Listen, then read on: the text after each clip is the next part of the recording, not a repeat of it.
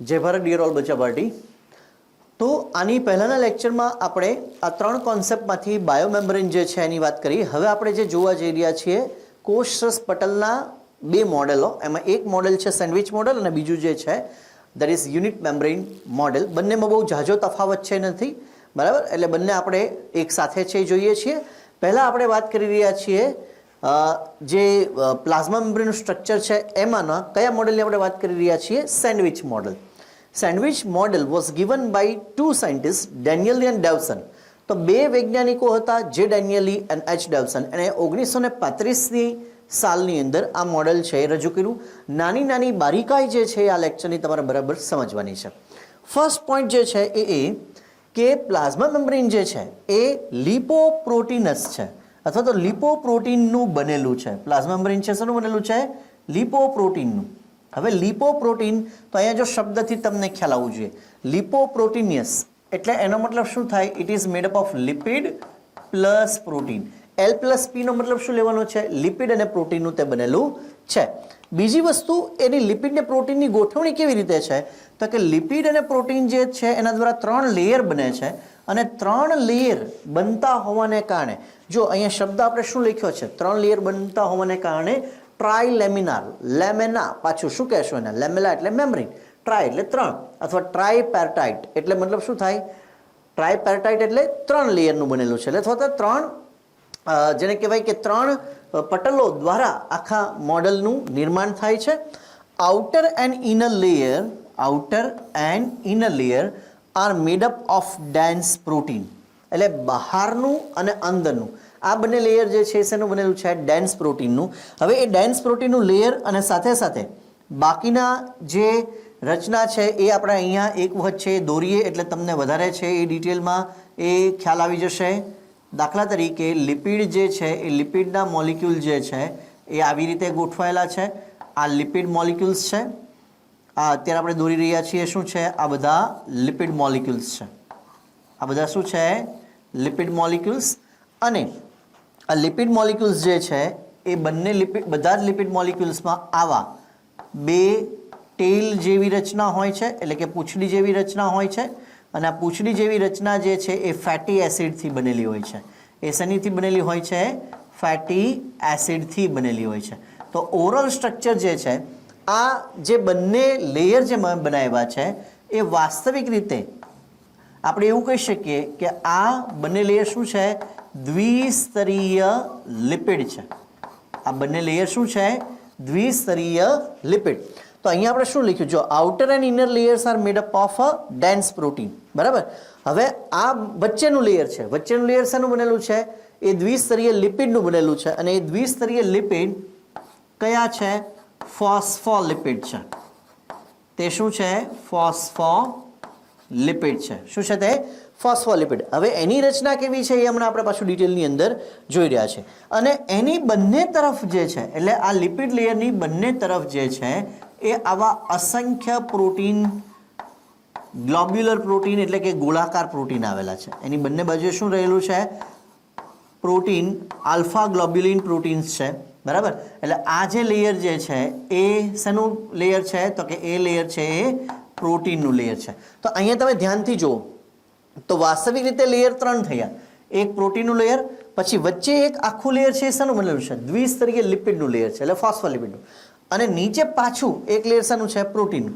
તો અહીંયા આગળ તમે જુઓ તો બે લેયર જે છે એ પ્રોટીનના બનેલા છે, અને બે લેયરની વચ્ચે એક લેયર કોનું છે? લિપિડનું છે, બરાબર છે? અને એટલા માટે જો અહીંયા શું લખ્યું આપણે? Outer and inner layer are made up of dense protein, બરાબર? અને આમ ઓવરઓલ કેટલા લેયર થઈ ગયા? ત્રણ। ઉપર પ્રોટીન એટલે બહારની બાજુએ, એટલે વાસ્તવિક રીતે તમે જુઓ તો આ બહારનો જે ભાગ થયો એ બહારનો ભાગ શું આપણે કન્સિડર કરવાનો છે? ECF એટલે એક્સ્ટ્રા સેલ્યુલર ફ્લુઇડ, એટલે કોષ બાહ્ય પ્રવાહી, એટલે આ કોષનો બહારનો વિસ્તાર છે। અને આ નીચેનો જે ભાગ છે એને તમારે શું કન્સિડર કરવાનો છે? સાઇટોપ્લાઝમ, એટલે એ શું થઈ ગયું? કોષ રસીય વિસ્તાર થયો। અને વચ્ચે શું થઈ ગયો? પટલ। તો પટલમાં બહાર અને અંદર outer and inner layers are made up of dense protein, એ ડેન્સ પ્રોટીનનું બનેલું છે. અને એ બંનેની વચ્ચે એક પાછું શું આવેલું છે? લિપિડનું લેયર. પણ એ લિપિડનું લેયર પાછું કેવું છે? દ્વિસ્તરીય છે. એટલે આમ તમે પ્રોટીન લિપિડ પ્રોટીન એવું કહી શકો. એટલે ટોટલ કેટલા લેયર થયા? 3 લેયર છે એ થયા. અને એટલા માટે તેને શું કહેવાય? ટ્રાયલેમિનાર અથવા તો ટ્રાઇપેટાઇડ એવું આપણે એને કહી શકીએ. પ્રોટીન જે હજી હમણાં જ મેં તમને કીધું કે પ્રોટીન છે કેવા પ્રકારના છે? પ્રોટીન જે છે એ આલ્ફા ગ્લોબ્યુલર પ્રોટીન છે. જો ગ્લોબ્યુલર એટલે કેવા થયા? ગોળાકાર. પ્રોટીન 2 પ્રકારના હોય, કાં તો એ ગ્લોબ્યુલર હોય અને કાં તો ફાઇબ્રસ હોય. પણ અહીંયા જે ડેનિયલી અને ડાવસનને જે મોડેલ આપ્યું હતું એટલે કે સેન્ડવિચ મોડેલ, એના કહેવા પ્રમાણે જે પ્રોટીન હતા એ પ્રોટીન બધા કેવા હતા? ગ્લોબ્યુલર પ્રોટીન હતા. એટલે કે ગોળાકાર પ્રોટીન છે એ બધા હતા. ઓકે. અને પ્રોટીનનો પ્રકાર ખાસ યાદ રાખવાનો છે, કયો છે? Alpha protein. ઓકે. ત્યાર પછી મિડલ લેયર ઇઝ મેડઅપ ઓફ, જો આવ્યું મિડલ લેયર ઇઝ મેડઅપ ઓફ શેનું બનેલું છે? Phospholipid and is transparent. બરાબર. મિડલ લેયર જે છે એટલે આટલો ભાગ એ શેનો બનેલો છે? ફોસ્ફોલિપિડનો. અને એ લેયર છે કેવું છે? ટ્રાન્સપેરેન્ટ. તો ઉપર પ્રોટીન, નીચે પ્રોટીન, વચ્ચે શું છે? વચ્ચે લિપિડનું લેયર છે. અને લિપિડનું લેયર જે છે એ શેનું બનેલું છે? ફોસ્ફોલિપિડનું બનેલું છે. હવે ફોસ્ફોલિપિડ જે છે આમ તમે જુઓ તો આખું પટલ લિપોપ્રોટીનનું બનેલું છે, એટલે કે લિપિડ પ્લસ પ્રોટીન. પણ એમાં માનો કે માત્ર આપણે લિપિડની વાત કરીએ તો લિપિડ જે છે એ શેના? એ લિપિડનો જે પ્રકાર છે કેવો છે? ફોસ્ફોલિપિડ. એટલે ફોસ્ફોલિપિડ એટલે કેવું થઈ ગયું? સંયુગ્મી લિપિડ, કે જેમાં લિપિડના તો ઘટકો હોય પરંતુ એ ઉપરાંત એની સાથે કોણ સંકળાયેલું હોય? એ ઉપરાંત એની સાથે સંકળાયેલો હોય ફોસ્ફેટ પણ. બરાબર.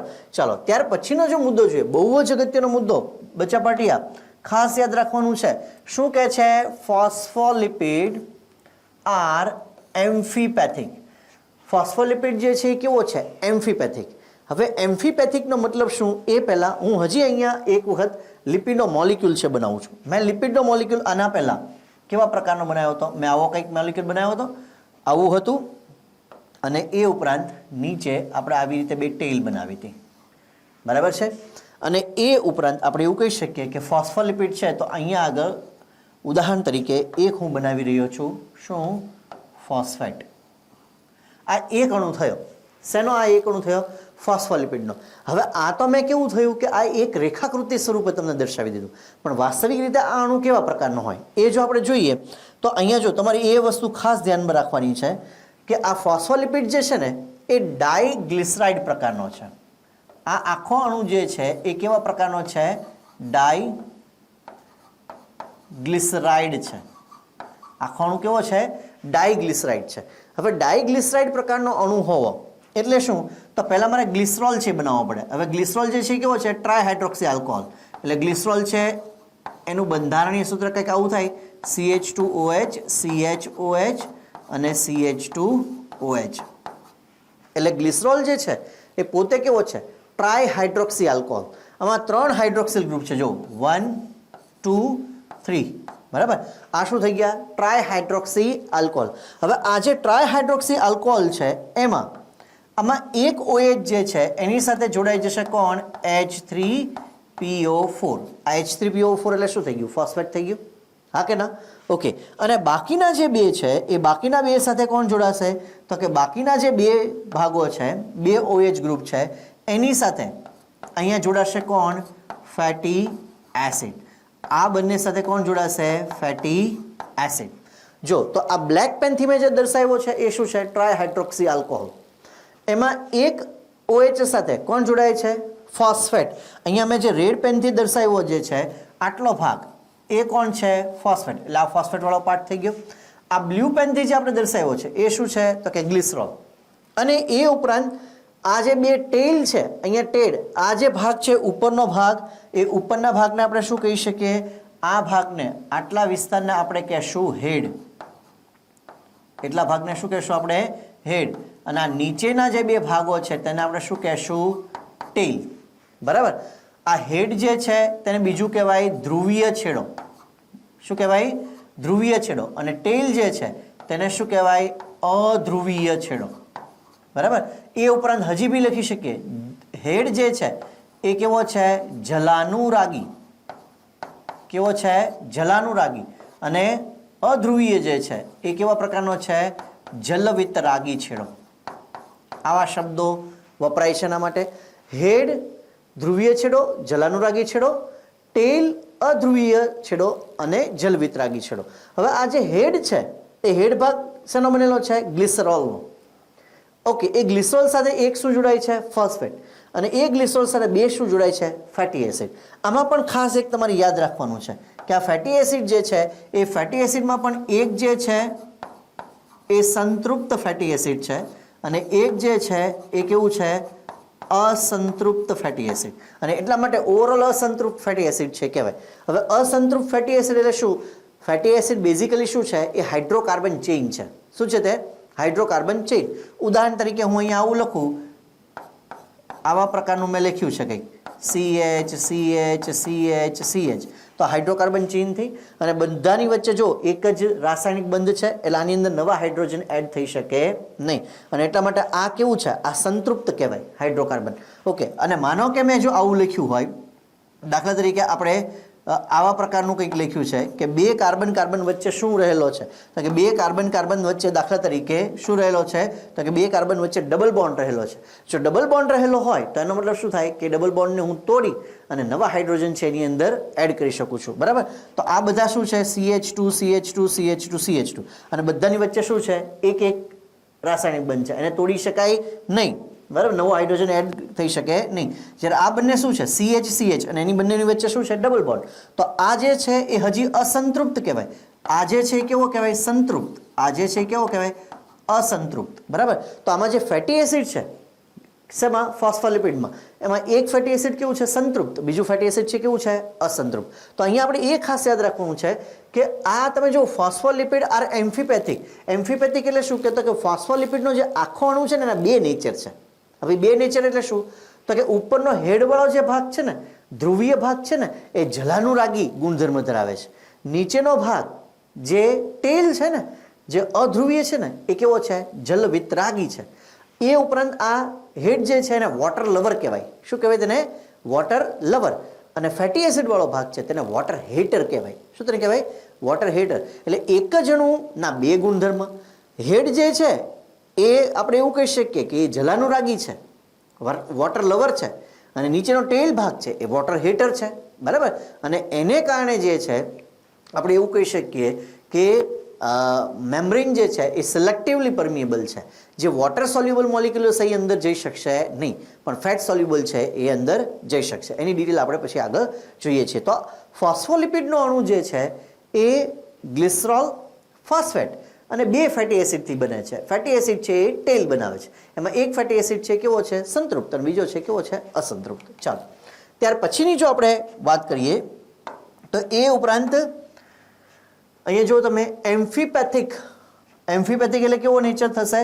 તો કે એક જલાનુરાગી ને બીજું જલવિતરાગી. હમણાં જ આપણે જોઈ ગયા એમ્ફીપેથિક nature of phospholipid molecules have a polar glycerol or hydrophilic head end. એટલે જે આપણે એવું કહી શકીએ ઉપરનો જે આપણે ભાગ બનાવ્યો હતો એ કેવો હતો? પોલર હતો, ગ્લિસરોલનો બનેલો હતો અને હાઇડ્રોફિલિક છે એટલે કે વોટર લવર, જલાનુરાગી પ્રકારનો છે.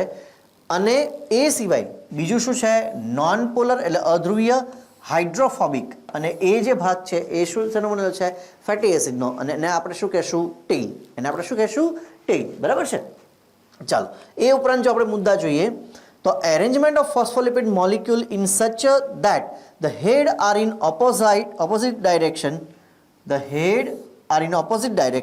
whereas the tail face each other. તો હજી હમણાં જ આપણે એ મોલિક્યુલ છે બનાવ્યો હતો, તો એ મોલિક્યુલની અંદર આપણે શું બનાવતા હતા? આ દાખલા તરીકે બે લિપિડના લેયર છે, બરાબર છે? બે ફોસ્ફોલિપિડ આપણે બનાવીએ તો તમે જુઓ બેના હેડ જે છે એ એકબીજાથી કેવી ડાયરેક્શનમાં છે? ઓપોઝિટ ડાયરેક્શનમાં. હેડ જે છે બંને કેવી ડાયરેક્શનમાં છે? ઓપોઝિટ ડાયરેક્શનમાં. આ હેડ થઈ ગયો, આ બી હેડ થઈ ગયો, એ કેવું છે? ઓપોઝિટ ડાયરેક્શનમાં. પણ બંનેની ટેલ કેવી છે? બંનેની ટેલ જે છે એ સામસામે રહેલી છે. બંનેની ટેલ કેવી છે? સામસામે રહેલી છે. ઓકે, એ ઉપરાંત જો આપણે વાત કરીએ તો head are bound to the protein. એટલે હેડ જે છે એ કોની સાથે જોડાયેલો છે? પ્રોટીન સાથે. By hydrogen bond, ionic linkage and electrostatic force attraction. હવે આ બંને મેં શું બનાવ્યા? આ તો મેં ફોસ્ફોલિપિડ બનાવ્યા છે. હવે એ ઉપરાંત હજી હમણાં જ આપણે જોયું કે ફોસ્ફોલિપિડની બંને બાજુએ પ્રોટીનનું ડેન્સ રહેલું છે. શું રહેલું છે? પ્રોટીનનું ડેન્સ લેયર રહેલું છે. તો આ પ્રોટીનનું ડેન્સ લેયર અને આ બંનેની વચ્ચે જે એટ્રેક્શન છે, એટલે આ વિસ્તારમાં આ ભાગની અંદર જે ફોર્સ રહેલો છે, આ ભાગની અંદર જે જોડાણ છે, કોનું જોડાણ થયું? તે લિપિડના બે અણુનું કોની સાથે? પ્રોટીન સાથે. તો એ જે જોડાણ છે એ કોને કારણે છે? Because of hydrogen bond, weak bond છે હાઇડ્રોજન, બરાબર? એક હાઇડ્રોજન બોન્ડને કારણે, બીજું આયોનિક લિંકેજને કારણે. કોને કારણે? Ionic linkage. અને ત્રીજું ઇલેક્ટ્રોસ્ટેટિક ફોર્સ ઓફ એટ્રેક્શન, એટલે ઇલેક્ટ્રોસ્ટેટિક ફોર્સ લાગે છે, એને કારણે આ બંનેનું જોડાણ થયેલું છે. કોનું? લિપિડ અને પ્રોટીનનું જોડાણ છે એ થયેલું છે. ઓકે. એ ઉપરાંત જો વાત કરીએ, the tails are held together by weak van der Waals force. પાછું આપણે એ આકૃતિ ઉપર આવીએ તો અહીંયા તો આપણે કીધું કયું રહેલું છે? હાઇડ્રોજન બોન્ડ, આયોનિક બોન્ડ અને ઇલેક્ટ્રોસ્ટેટિક ફોર્સ રહેલો છે.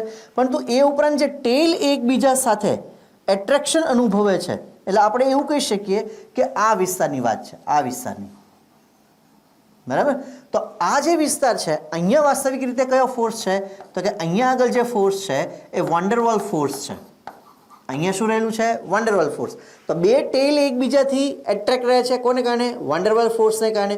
અને એ ઉપરાંત બે લિપિડના હેડ પ્રોટીન સાથે હાઇડ્રોજન બોન્ડ, આયોનિક બોન્ડ અને ઇલેક્ટ્રોસ્ટેટિક ફોર્સ આના દ્વારા સંકળાયેલા છે.